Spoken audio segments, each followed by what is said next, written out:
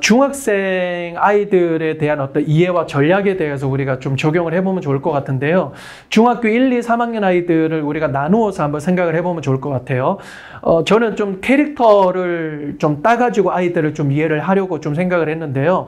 이게 완전히 아이들과 똑같다라고 생각을 하기보다 각 캐릭터에 맞는 하나의 특성들이 있거든요. 그래서 그 특성들을 가지고 좀 아이들을 좀 이해를 해봤습니다. 중학교 1학년 아이들을 이제 스파이더맨이라고 생각을 해보시면 좋을 것 같은데, 여러분 스파이더맨 영화를 보신 분들은 아시겠지만 스파이더맨은 굉장히 고민을 많이 해요. Who are you? 나는 누구지? 그리고 나는 어떤 사람이지? 라고 자기 스스로에 대한 정체성을 굉장히 고민을 많이 하거든요. 그렇죠. 그래서 아이들에게 필요한 것은 정체성에 대한 하나님 나라, 하나님 성경에 대한 관점으로 가르쳐 주는 것이 아주 필요합니다. 그래서 이 아이들은 관심사는 또래 친구에 대한 관심사가 굉장히 많고요.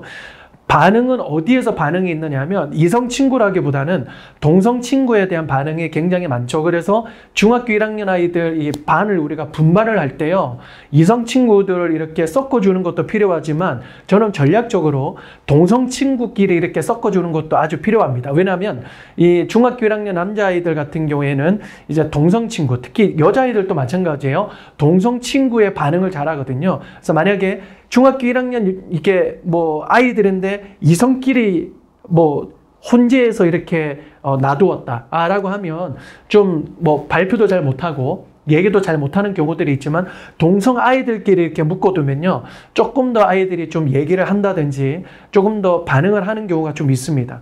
그래서 우리가 중학교 1학년 아이들에게 좀 빼야 되는 건 뭐냐면 어색함이에요. 중학교 1학년 아이들은 좀 가능한 어색함을 좀 빼야 될 것 같아요. 그러면 우리가 좀 더 해야 되는 것은 뭘까? 친밀함이에요. 친밀함. 조금 이따가 제가 좀 요약을 하겠습니다만은 아이들에게는 친밀함이 굉장히 필요해요. 그래서 우리 선생님들에게는 뭐랄까요? 오버해서라도 좀 친밀함을 표현을 해주는 것이 필요하다라고 하는 것이죠.